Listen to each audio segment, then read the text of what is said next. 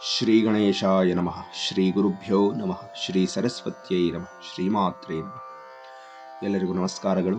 ಆತ್ಮೀಯರೇ, ಸೌಂದರ್ಯ ಲಹರಿಯ 36ನೇ ಶ್ಲೋಕ.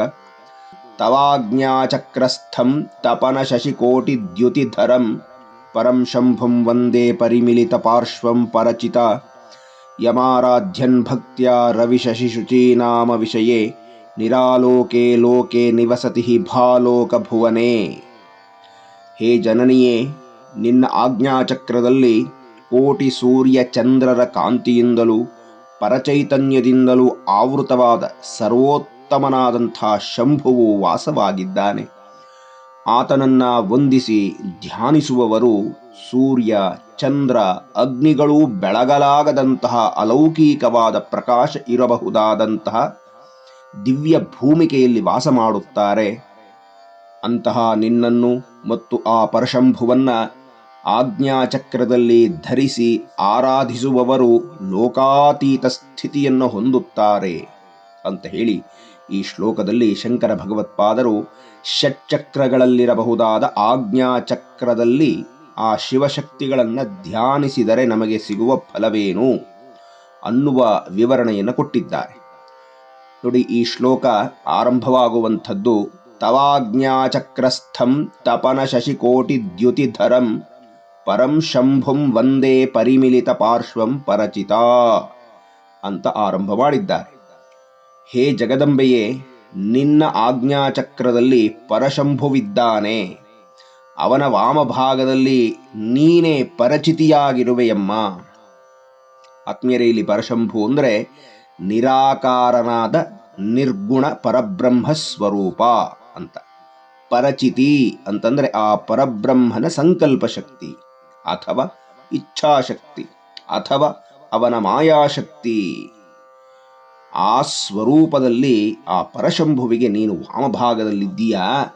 ಹೀಗೆ ಆ ಆಜ್ಞಾಚಕ್ರದಲ್ಲಿ ನೀವಿಬ್ಬರೂ ಕೋಟಿ ಸೂರ್ಯರ ಪ್ರಕಾಶದಿಂದಲೂ ಕೋಟಿ ಚಂದ್ರರ ಪ್ರಕಾಶದಿಂದಲೂ ಅತ್ಯಂತ ಕಾಂತಿಯುಕ್ತವಾಗಿ ಕೂಡಿದ್ದೀರಿ. ಆತ್ಮೀಯರೇ, ಇಲ್ಲಿ ಸೂರ್ಯ ಪ್ರಕಾಶ ಶಿವನಿಗೂ ಚಂದ್ರ ಪ್ರಕಾಶ ಅಮ್ಮನಿಗೂ ಹೋಲಿಸಿ ಶ್ರೀವಿದ್ಯಾ ಉಪಾಸಕರು ಹೇಳಿದ್ದಾರೆ. ಏಕೆಂದರೆ ಅಗ್ನಿಸೋಮಾತ್ಮಕಂ ಜಗತ್ ಅನ್ನುವಂಥ ಒಂದು ಶಾಸ್ತ್ರವಾಕ್ಯದಂತೆ ಅಗ್ನಿ ಶಿವಸ್ವರೂಪ, ಸೋಮ ಅಮ್ಮನ ಸ್ವರೂಪ ಅಂತ ಹೇಳಿ, ಹೀಗಾಗಿ ಇಂತಹ ದಿವ್ಯ ಭೂಮಿಕೆಯಲ್ಲಿರುವ ಈ ಅಲೌಕಿಕವಾದ ಬೆಳಕು ಅಲ್ಲಿ ಬೆಳಗುವುದಿಲ್ಲ. ಅದಕ್ಕೆ ಉಪನಿಷತ್ ಹೇಳುವಂಥದ್ದು ನ ತತ್ರ ಸೂರ್ಯೋ ಭಾತಿ ನ ಚಂದ್ರ ತಾರಕಂ ನೇಮ ವಿದ್ಯತೋ ಭಾಂತಿ ಕುತೋಯಮಗ್ನಿ ತಮೇವ ಭಾಂತಮನುಭಾತಿ ಸರ್ವಂ ತಸ್ಯ ಭಾಸಾ ಸರ್ವಮಿದಂ ವಿಭಾತಿ ಅಂತ ಹೇಳಿ ಮುಂಡಕ ಉಪನಿಷತ್ತಿನಲ್ಲಿ ಹೇಳ್ತಾರೆ. ಆ ದಿವ್ಯ ಭೂಮಿಕೆಯನ್ನ ಸೂರ್ಯರಾಗಲಿ ಚಂದ್ರರಾಗಲಿ ನಕ್ಷತ್ರಗಳು, ಮಿಂಚುಗಳು, ಅಗ್ನಿಗಳು ಬೆಳಗುವುದಿಲ್ಲ. ಬದಲಾಗಿ ಈ ಎಲ್ಲ ಪ್ರಕಾಶದ ಮೂಲಗಳು ಆ ಪರಬ್ರಹ್ಮನಿಂದಲೇ ಬೆಳಗುತ್ತಿದೆ ಅಂತ ಹೇಳ್ತಾ ಇದ್ದಾರೆ.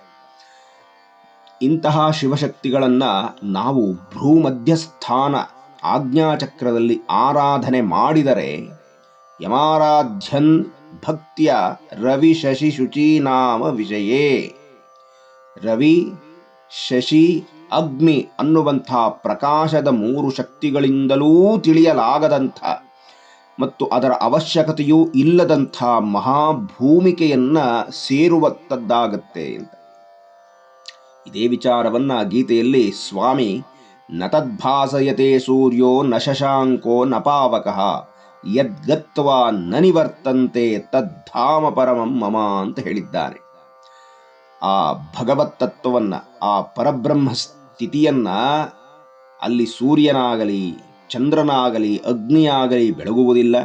ಬದಲಿಗೆ ಸಾಧಕನಾದಂಥ ತಪಸ್ವಿಯು ಆ ಪರಬ್ರಹ್ಮ ಸ್ಥಿತಿಯನ್ನ ಒಮ್ಮೆ ಹೊಂದಿದ ಮೇಲೆ ಮತ್ತೆ ಆ ಧಾಮದಿಂದ, ಆ ಪರಮಧಾಮದಿಂದ ಮತ್ತೆ ವಾಪಸ್ಸು ಬರೋದಿಲ್ಲ ಅನ್ನುವ ಮಾತನ್ನ ಕೃಷ್ಣ ಪರಮಾತ್ಮ ಹೇಳಿದ್ದಾನೆ. ಹಾಗೆಯೇ ಅಂತಹ ದಿವ್ಯ ಭೂಮಿಕೆಯಾದ ಪರಬ್ರಹ್ಮ ಸ್ಥಿತಿಯನ್ನ ಅಡರಿದ ಮೇಲೆ ಆ ಸಾಧಕನಲ್ಲಿ ಶೋಕವಾಗಲಿ ಮೋಹವಾಗಲಿ ಮನೋವಿಕಾರಗಳಾಗಲಿ ಯಾವುದೂ ಇರೋದಿಲ್ಲ. ಅದು ಅಂತಹ ದಿವ್ಯವಾದ ಭೂಮಿಕೆ, ಅದು ಪರಂಧಾಮ. ಅಂತಹ ಆಜ್ಞಾಚಕ್ರದಲ್ಲಿ ಶಿವಶಕ್ತಿಗಳನ್ನು ಹೊಂದುತ್ತಾನೆ ಆ ಸಾಧಕ. ಆತ್ಮೇಲೆ ಈ ಸೂರ್ಯ, ಚಂದ್ರ, ಅಗ್ನಿ ಎನ್ನುವ 3 ತತ್ವಗಳನ್ನು ಜ್ಞಾತ, ಜ್ಞಾನ, ಜ್ಞೇಯ ಅಂತ ತಿಳಿಯಬೇಕು ಅಂತ ಹೇಳಿ ವ್ಯಾಖ್ಯಾನಕಾರರು ಹೇಳಿದ್ದಾರೆ. ಅಂದರೆ ಏನರ್ಥ? ಜ್ಞಾತ ಅಂದರೆ ವಿಷಯವನ್ನು ತಿಳಿಯುವವ ಅಂತ, ಜ್ಞಾನ ಅಂದರೆ ತಿಳುವಳಿಕೆ ಅಥವಾ ಅರಿವು, ಜ್ಞೇಯ ಅಂದರೆ ತಿಳಿಯಬೇಕಾದ ವಸ್ತು. ಹೀಗೆ ತಿಳಿಯುವವನು, ತಿಳುವಳಿಕೆ, ತಿಳಿಯಬೇಕಾದ ವಸ್ತು ಅನ್ನುವಂಥ ಈ 3 ತ್ರಿಪುಟಿಯು ಏಕವಾದ ರೂಪದಲ್ಲಿ ಭಕ್ತನು ಆ ಪರತತ್ವವನ್ನು ಆರಾಧನೆ ಮಾಡುತ್ತಾ ಒಂದೇ ಆಗಿಬಿಡುತ್ತಾನೆ ಪರತತ್ವದಲ್ಲಿ. ಅಲ್ಲಿ 2 ಅನ್ನುವಂಥದ್ದು ಇರೋದಿಲ್ಲ. ಹೀಗಾಗಿ ಯಾರು ಈ ತ್ರಿಪುಟಿಯಲ್ಲಿ ಸೇರಿ ಹೋಗ್ತಾರೋ ಅವರು ನಿರಾಲೋಕೆ ಲೋಕೆ ನಿವಸತಿ ಭಾಲೋಕ ಭುವನೇ. ಸಾಧಕನಾದವನು ಆಜ್ಞಾಚಕ್ರದಲ್ಲಿ ದೃಷ್ಟಿಯನ್ನಿಟ್ಟು ಸಾಧನೆಯನ್ನು ಮಾಡುತ್ತಾ ಮಾಡುತ್ತಾ ಮಾಡುತ್ತಾ ಸಾಗಿದಾಗ ಅವನಿಗೆ ಅನುಭವಕ್ಕೆ ಬರುವಂಥದ್ದು ಅಲ್ಲಿ ಕೋಟಿ ಸೂರ್ಯ, ಕೋಟಿ ಚಂದ್ರರ ಕಾಂತಿಯಿಂದ ಬೆಳಗಬಹುದಾದಂಥ ಪರಶಂಭುವನ್ನು, ಪರಚಿತಿಯನ್ನು ಆತ ದರ್ಶನ ಮಾಡ್ತಾನೆ. ಆ ಶುದ್ಧವಾದ ಭಾವದಿಂದ ಅನುಸಂಧಾನ ಮಾಡ್ತಾನೆ. ಹೀಗೆ ಅನುಸಂಧಾನ ಮಾಡುತ್ತಾ ಮಾಡುತ್ತಾ ಆ ಮಹಾತ್ಮನು ಲೋಕಾತೀತ ಸ್ಥಿತಿಯನ್ನು ಹೊಂದಿಬಿಡ್ತಾನೆ. ಅದೇ ಕೊನೆಯಲ್ಲಿ ಹೇಳಿರುವಂಥದ್ದು ನಿರಾಲೋಕೆ ನಿವಸತಿ ಅಂತ.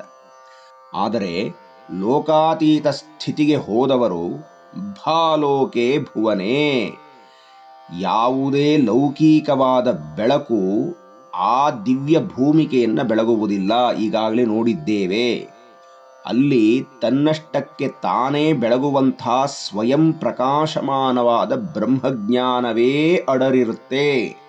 ಅದು ಅತ್ಯಂತ ಆಹ್ಲಾದವಾದ ಪರಿಪೂರ್ಣವಾದಂಥ ಬೆಳಕು ಕೊಟ್ಟಿರುವಂಥ ದಿವ್ಯವಾದ ಭೂಮಿಕೆಯಾಗಿರುತ್ತೆ. ಅಂತಹ ಪರತತ್ವದಲ್ಲಿ ಸಾಧಕನಾದವನು ಒಂದಾಗಿ ಬಿಡುತ್ತಾನೆ, ವಿಲೀನವಾಗಿ ಬಿಡುತ್ತಾನೆ. ಹೀಗೆ ಆಜ್ಞಾಚಕ್ರದಲ್ಲಿ ಆ ಶಿವಶಕ್ತಿಗಳನ್ನು ಅನುಸಂಧಾನ ಮಾಡಿದರೆ ಏನು ಫಲ ಅನ್ನುವುದನ್ನು ನಮಗೆ ಈ ಶ್ಲೋಕದ ಮೂಲಕ ವಿವರಿಸಿ ಹೇಳಿದಂಥ ಶ್ರೀ ಶ್ರೀ ಶಂಕರ ಭಗವತ್ಪಾದರಿಗೂ, ಆ ಪರಬ್ರಹ್ಮ ಸ್ವರೂಪಳಾದಂಥ ಜಗನ್ಮಾತೆಗೂ, ಪರಶಿವನಿಗೂ ಶಿರಸಾಷ್ಟಾಂಗ ಪ್ರಣಾಮಗಳನ್ನು ಸಲ್ಲಿಸುತ್ತಾ ಮುಂದಿನ ಉಪನ್ಯಾಸದಲ್ಲಿ ಮುಂದಿನ ಶ್ಲೋಕವನ್ನು ಚಿಂತನೆಯನ್ನು ನಡೆಸೋಣ. ಎಲ್ಲರಿಗೂ ವಂದನೆಗಳು. ನಮಸ್ಕಾರ.